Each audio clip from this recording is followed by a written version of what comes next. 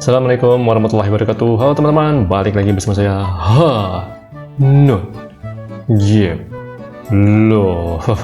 Dan kali ini kita kembali memainkan game Blox Monster. Apakah kalian pernah tanya-tanya seperti ini? What mutation is better, timid or hasty? Wah, untuk monster A, bagusnya mutasinya apa? Dan lain-lain ya teman-teman ya. Nah, mulai sekarang kalian tidak perlu tanya itu lagi. Soalnya developer game ini kasih kita update UI yang ngebantu kita banget untuk menentukan mutasi dan juga trait. Oke, langsung aja kita bahas ya guys ya. Nah, jika kalian buka menu pet, terus pilih di bagian monsternya, itu nanti akan ada satu tulisan di atas nama monster kalian seperti ini, artinya support, atau mungkin seperti ini, carry, ya kan, atau bahkan seperti ini, tank.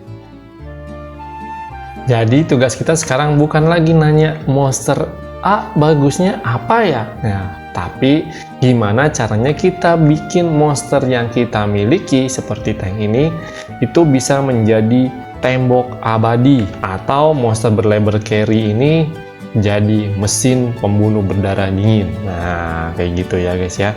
Nah, di video kali ini kita akan bongkar semua kombinasi trait dan juga mutasi yang menurut saya itu terbaik ya, sesuai dengan label role mereka masing-masing. Nah, sekarang saya akan ngebahas mengenai masing-masing build. Oke guys, untuk role pertama kita adalah monster dengan label tank. Ini dia build terbaik versi Anon Game Loh. Oke teman-teman, build yang pertama adalah build Juggernaut ya. Saya bilangnya Juggernaut kenapa? Karena Juggernaut itu identik dengan besar dan kuat ya teman-teman ya. Dan kombinasinya adalah Naif plus Herald ya. Nah, kenapa Naif plus Herald? Karena yang pertama Herald. Herald itu kasih tambahan darah, terus kurangin damage musuh, dan narik aggro atau hatrednya plus 1 ya. Kalau dikalikan 3 sama Naif, jadi hasilnya darah kita atau HP kita akan bertambah 150%. Terus damage reductionnya 60% dan hatrednya plus 3. Kemudian yang kedua adalah build self sustain, yaitu kombinasi antara Jolly sama Herald. Nah, buat kalian yang mungkin di timnya nggak ada healer, ya bisa pakai kombinasi ini. Kenapa? Karena yang pertama Jolly itu ngasih HP ekstra dan juga memulihkan 15% darah monster setiap kali monster tersebut nge-cast skill. Dan ini udah saya coba ya.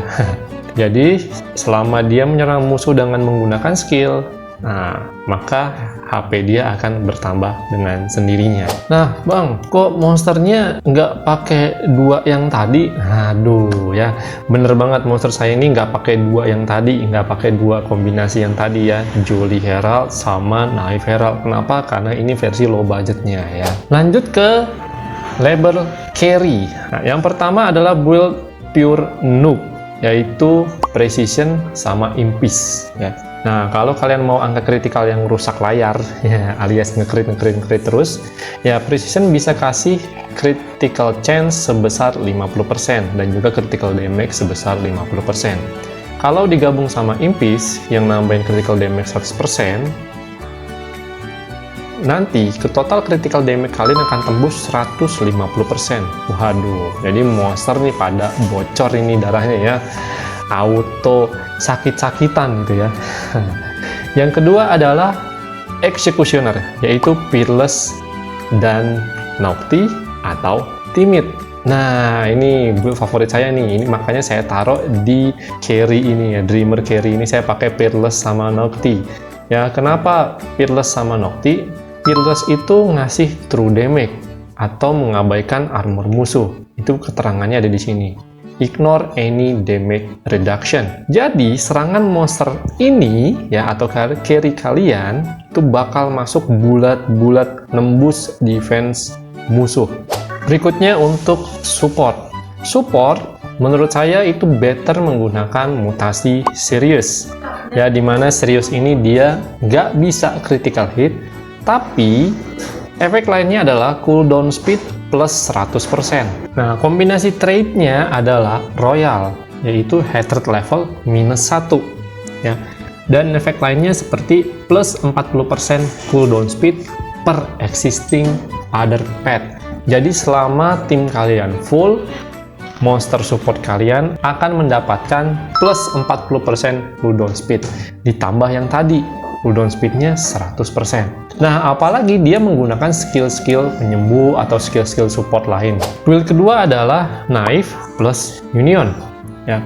Jadi, support kalian ini, kalau dengan menggunakan kombinasi Knife plus Union, dia akan menjadi murni buffer. Ya, jadi murni memberikan buff untuk dua monster lainnya. Jadi selama tim kalian masih banyak yang hidup, setiap pet itu akan mendapatkan plus 50% skill bonus untuk Union. Dikali 3 jadi 150% skill bonus untuk seluruh tim. Nah, yang terakhir adalah Warrior. Nah, untuk Warrior, mereka agak sedikit berbeda karena darahnya itu nggak banyak seperti Tanker, dan attack-nya pun juga nggak wow gitu ya, seperti Carry. Ya, dia ada di tengah-tengah atau tipe yang balance teman-temannya antara attack dan juga defense. Jadi untuk saat ini yang bisa saya simpulkan untuk Warrior, kombinasi terbaiknya menurut saya adalah Fearless dan Knife, karena Knife akan melipat gandakan efek true damage dari si Fearless tersebut sebanyak 3 kali lipat. Atau kalian bisa pakai trait aman seperti Lord plus mutasi Hardy. Mereka itu masuk di bawah dari yang tadi ya, karena sifatnya itu stabil, nggak ada syarat-syarat aneh-aneh, dan dia nggak bergantung sama RNG kritikal. Plus juga dia nggak ada penalti. Ya, jadi sangat bagus buat early sampai mid game. Nah, itu tadi beberapa informasi seputar kombinasi mutasi dan trait sesuai dengan labelnya masing-masing. Tanker, Warrior, Support, dan juga Carry. Nah, buat kalian yang F2P atau item rerollnya pas-pasan, santai aja, nggak usah maksa gacha sampai dapetin yang mitik-mitik legendari ke atas ya di awal-awal ya. Pakai trade common atau rare yang sesuai dengan label roll kalian aja udah cukup buat batu loncatan kok. Dan di video selanjutnya saya bakal infokan lagi build low budget khusus F2P ini biar nggak salah bikin. Kalian mau saya bahas trade F2P buat roll tank dulu atau carry dulu nih ya? Spam di kolom komentar, yang paling banyak di request bakal kita bikinin duluan.